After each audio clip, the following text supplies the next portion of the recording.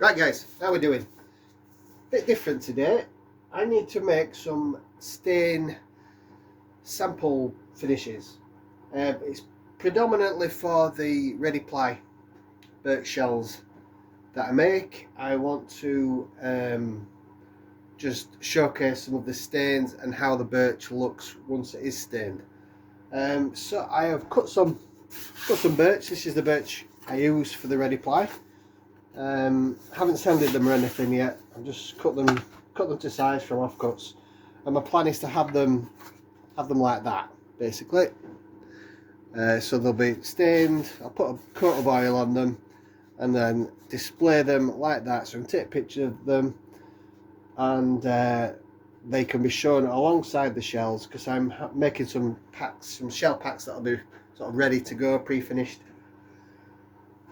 I've got this scrap of timber left over from another job, so I'm thinking I'm just gonna cut two halves, work out what length I need it to be, cut it in half, and then run some saw lines down it. Just run it over the table saw and just a few mil in, one either side, so that then they will sit in the groove and they'll just sit like that. And then obviously they'll just lift off to pack away. So that's what I'm going to do. So I've currently got 6 samples. So if I was to have them all on the one piece, if I just lay them out, might be too many. I might have to cut them down a bit. More than I thought, isn't there? Bloody hell. Okay, so do I cut these down a bit then, or do I just bunch them up?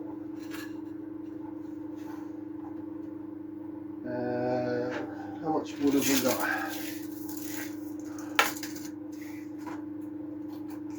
.4. What I might do is just say cut it in half and then photograph 4, however many will fit on, and then photograph another couple and then put them on the end of it. I don't really want to have to go buy anything particular for this, and this is the longest piece that I've got. So 1415 long. So I'm going to cut this piece in half, and then I'll just fit on as many as will fit on. So it is 1415. So I'll just round it up. 708.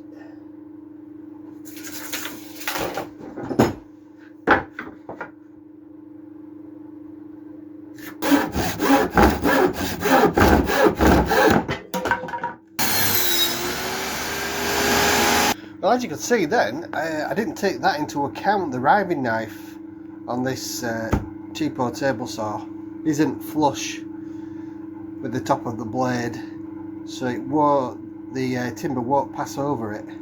So what I'm going to do, I did have a look. I took the cover off, loosened the riving knife to adjust it, and it's at its max. It will not go any lower.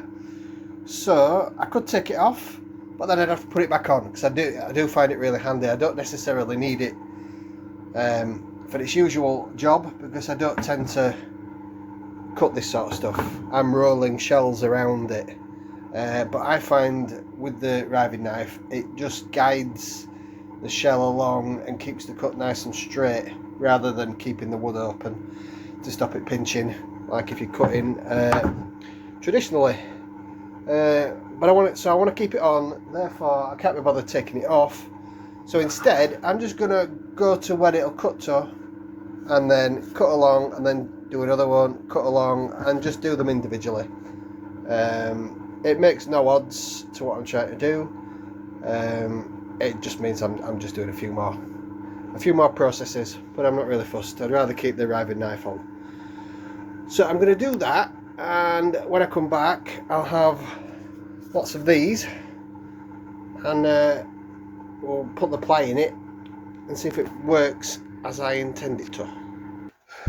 Right, just finished making this 16-inch birch, ReadyPly Birch shell. That's all going to be part of why I'm doing these, really.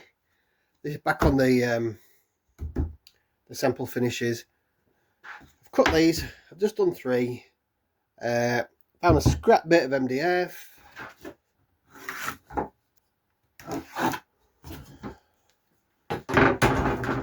There. So we've got that. I'll need to fix these on because the tension in the ply will push these. Right, so I think what I'm going to do is just put a blob of glue on each one just to tack them down and let that go off a bit whilst I'm doing other stuff, and then we'll screw in from the back just to hold them in place. Right, so I'm just going to leave them to go off for a bit, and we'll start these bits of plywood.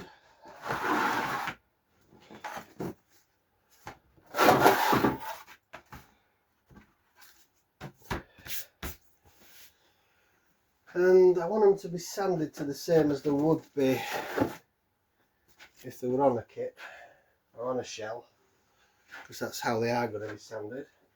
Just need to create a little sanding block. Now just creating a very quick sanding block.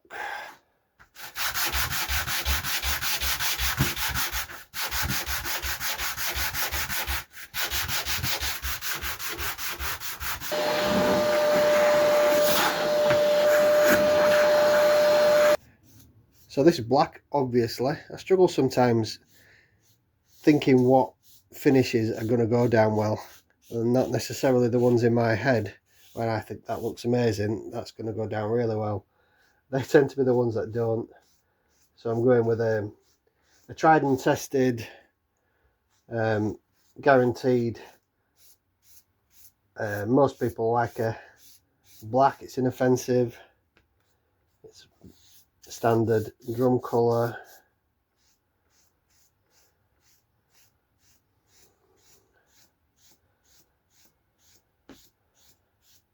And the other ones I'm using are ones that I've just used recently, what customers have asked for. Some that I'm not particularly keen on, but they've been used quite often, so people must like them. So this shows how well ReadyPly takes a stain. Looks nice.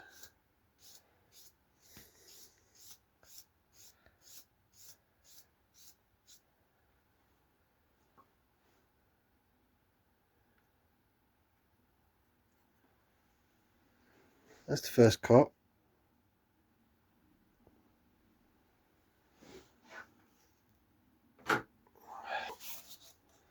Now I use this one a lot. Not particularly keen on it myself. Put way too much in there. It's called Dark Red Mahogany. Now I would only use kitchen roll if it's this kitchen roll, which is the stuff from Costco. Any other kitchen roll would just turn to mush.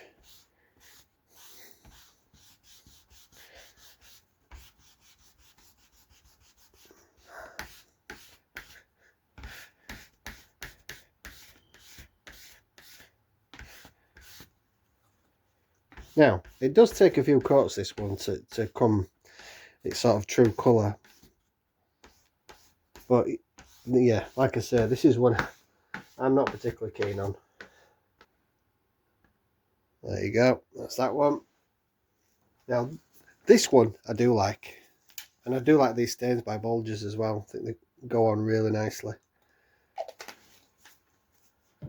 This is just called Green.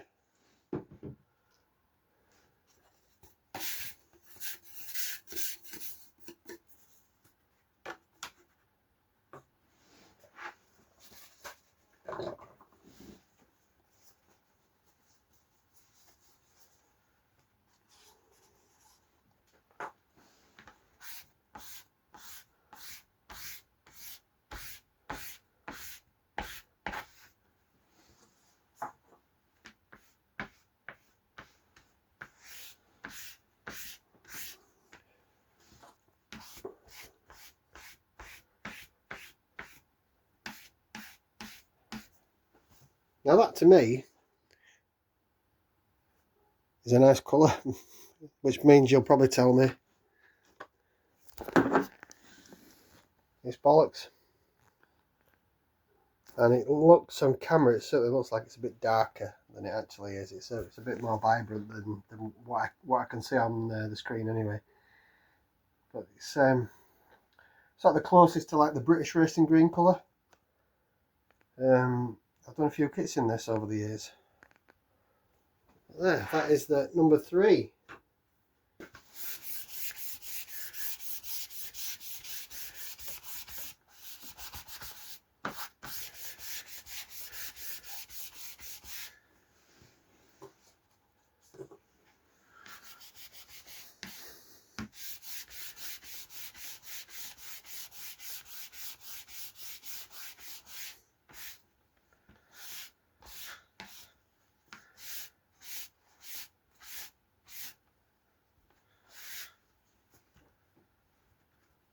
There you go. Blue. So that's the first coat done on those. I will leave them fully dry and see if they need another coat. Meanwhile, these have dried off enough for me to fix the backs, so I will do that. Right, these have gone off enough to put a more secure fixing in the back side.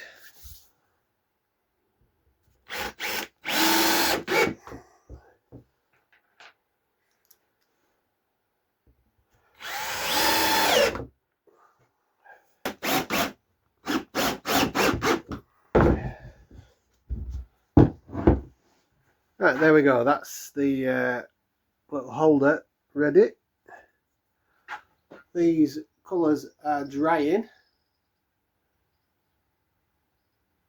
nicely. They probably will give them one more coat. Right, so we've done a couple of coats of stain on these. We've got the red mahogany, blue, black and the green. I'm just going to put a bit of oil on these just to make that colour pop a bit.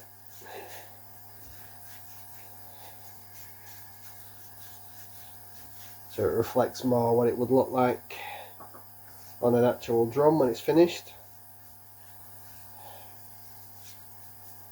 Obviously the finished article would need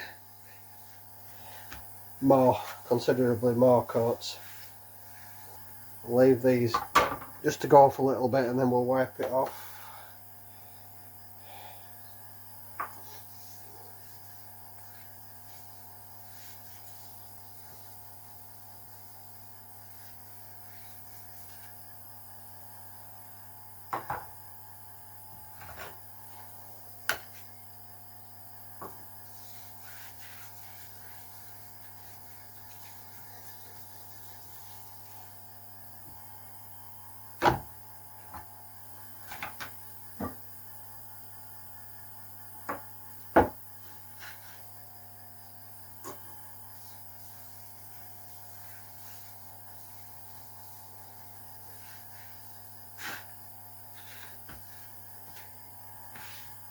Right, these will get finished further. Obviously they've only had one coat of oil on, and I've not waited for it to dry and repeat and whatnot. But just to give you an idea,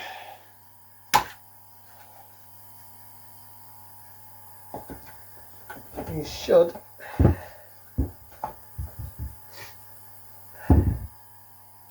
sit in there.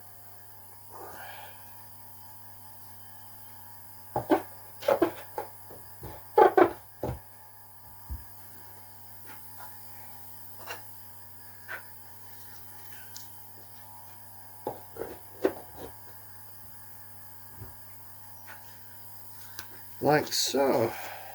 Well, there you go guys, there we have some stain options for the ReadyPly Birch Shells.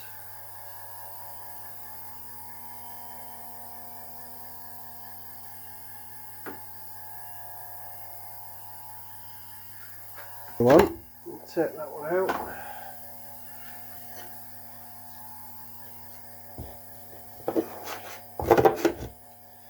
There you go.